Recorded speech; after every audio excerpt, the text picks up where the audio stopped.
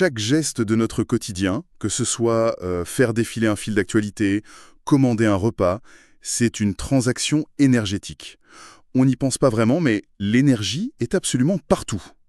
Et si cette force fondamentale, celle qui sculpte les galaxies, qui anime nos cellules, si elle gouvernait aussi notre économie, notre monnaie et même notre perception du temps, d'une manière quasi invisible. C'est la proposition assez audacieuse qu'on explore aujourd'hui. On va se pencher sur l'essai de Pierre Noisat, l'énergie, face cachée de la monnaie.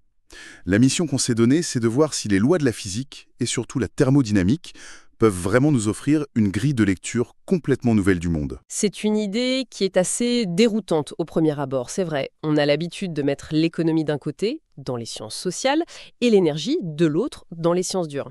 Mais l'ouvrage de Noisat, lui, il fait sauter ces cloisons. Il propose que l'énergie, ce n'est pas juste un secteur de l'économie. Comme le transport ou l'industrie, ouais. Exactement.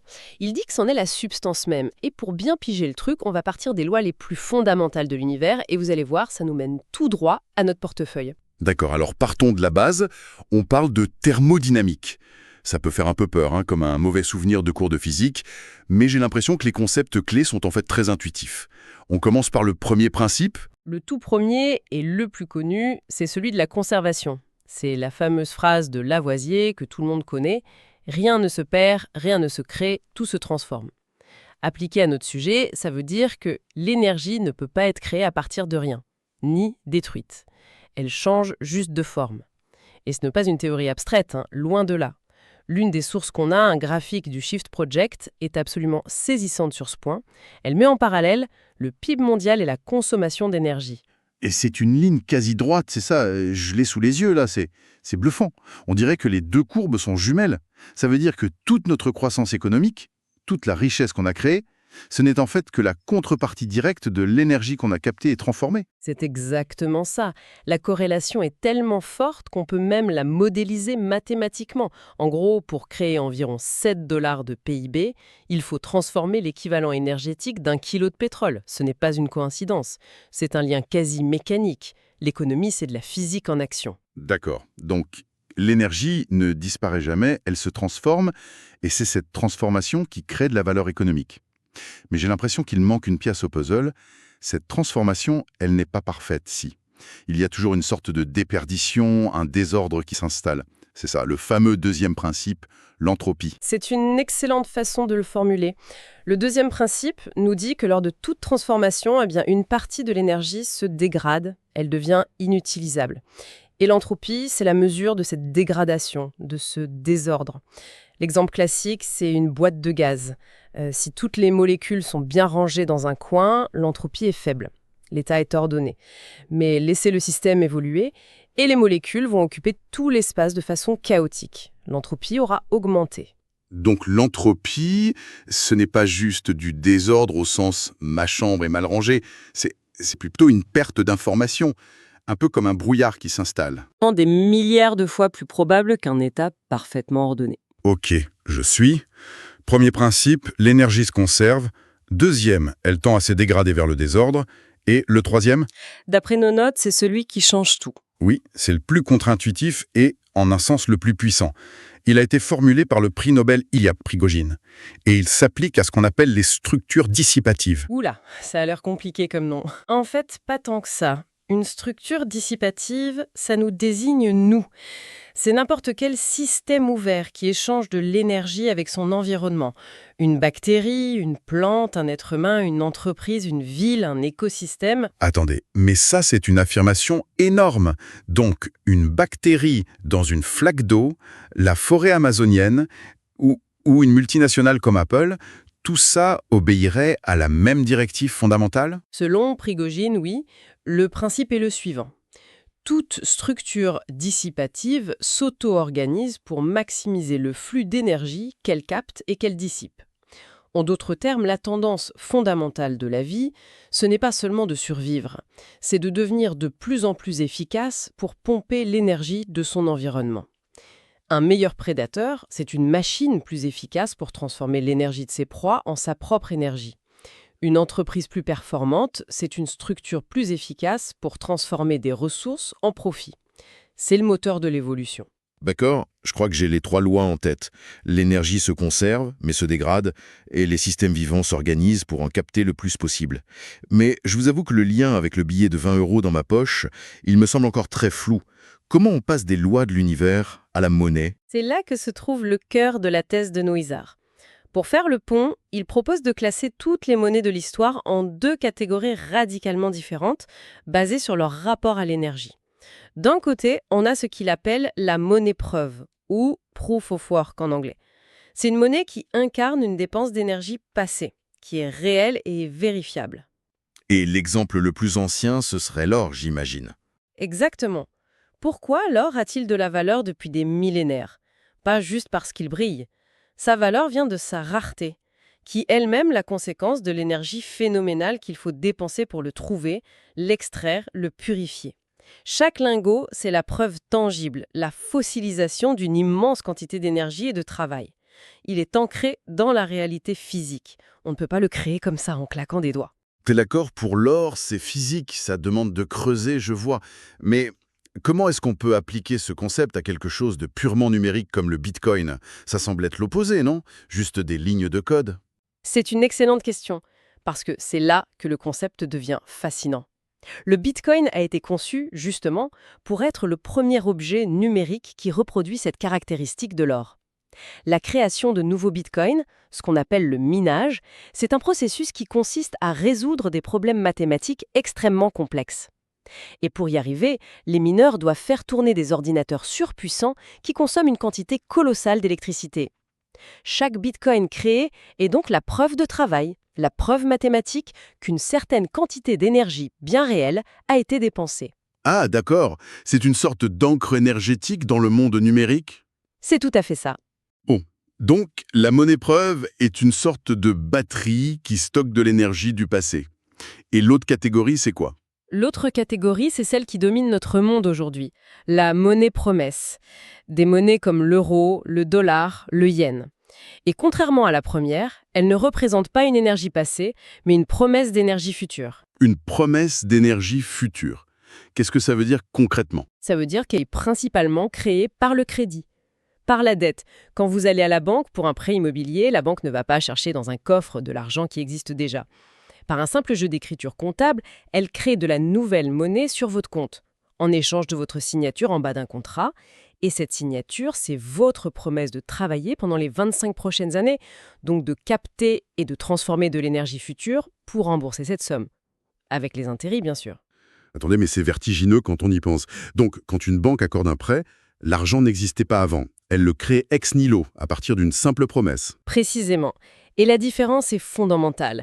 La monnaie preuve, comme l'or ou le bitcoin, elle est limitée par les lois de la physique. On ne peut pas extraire plus d'or que ce que la géologie permet. La monnaie promesse, elle, n'a pas de limite physique. On peut en créer autant qu'il y a de promesses de remboursement jugées crédibles par le système bancaire, potentiellement à l'infini. Alors, si notre système mondial repose quasi exclusivement sur cette monnaie promesse potentiellement illimitée, quelles sont les conséquences? J'imagine que ça ne peut pas être neutre. La conséquence la plus directe et la plus mal comprise, c'est l'inflation, mais pas celle des 2% dont on nous parle dans les médias. L'essai propose de revenir à la définition originale de l'inflation. C'est l'augmentation de la masse monétaire elle-même. Et là, on a un autre graphique, Money Devaluation versus Official Inflation, qui est une véritable bombe. Oui, je l'ai vu. Il compare la masse monétaire du dollar à l'indice des prix officiels aux États-Unis. L'écart est ahurissant. C'est le moins qu'on puisse dire. Depuis 2000, l'inflation officielle des prix a été de 88%. C'est déjà beaucoup. Mais pendant ce temps, la quantité de dollars en circulation, la masse monétaire, a augmenté de 363%. 363%. Oui, ça signifie que chaque dollar a perdu près des 3/4 de son pouvoir d'achat en à peine plus de 20 ans. La monnaie se dévalue à une vitesse folle. Mais alors, si on crée autant d'argent, où est-ce qu'il va? Il n'atterrit pas uniformément dans les poches de tout le monde, sinon on serait tous plus riches, non? Et c'est le point crucial. C'est un phénomène décrit dès le XVIIIe siècle, connu sous le nom d'effet Cantillon. L'idée est simple. Quand de la nouvelle monnaie est créée, elle n'est pas distribuée par hélicoptère. Elle est injectée à des points précis du système. Et les premiers à la recevoir, typiquement les banques, les institutions financières, peuvent dépenser cet argent neuf, alors que les prix dans l'économie n'ont pas encore bougé. Ils ont un avantage de timing, en quelque sorte. Exactement. Ils achètent des actifs, des actions, de l'immobilier avec de l'argent frais et font monter les prix. Le temps que cet argent se diffuse et arrive au dernier de la chaîne, comme les salariés ou les retraités, Les prix de tout le reste ont déjà grimpé en flèche. voilà. Eux, ils subissent la hausse des prix sans avoir profité de l'argent nouvellement créé.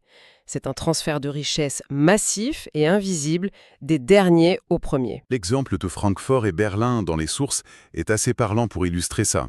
Oui. Comment expliquer que Francfort, qui est le siège de la Banque centrale européenne, soit une ville plus riche que Berlin, la capitale politique et culturelle? L'effet Cantillon suggère une réponse. L'argent est plus abondant et profite d'abord à ceux qui sont au plus près de la source. Les conséquences sociales sont profondes. L'inflation des actifs dépasse structurellement l'inflation des salaires. C'est pour ça qu'il devient quasi impossible pour les jeunes générations d'accéder à la propriété. Le système favorise ceux qui détiennent déjà du capital. C'est une perspective assez sombre. Mais l'essai ne s'arrête pas à l'économie. Il fait un dernier saut, peut-être le plus surprenant, vers notre psychologie. Comment ces concepts d'énergie et d'entropie peuvent façonner notre expérience intime du monde? C'est fascinant parce que là, on voit l'entropie non plus comme un concept physique abstrait, mais comme une expérience vécue.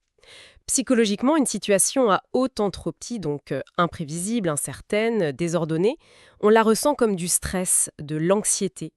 Inversement, toute action qui réduit l'entropie de notre environnement nous procure un sentiment de bien-être, de contrôle, de sérénité.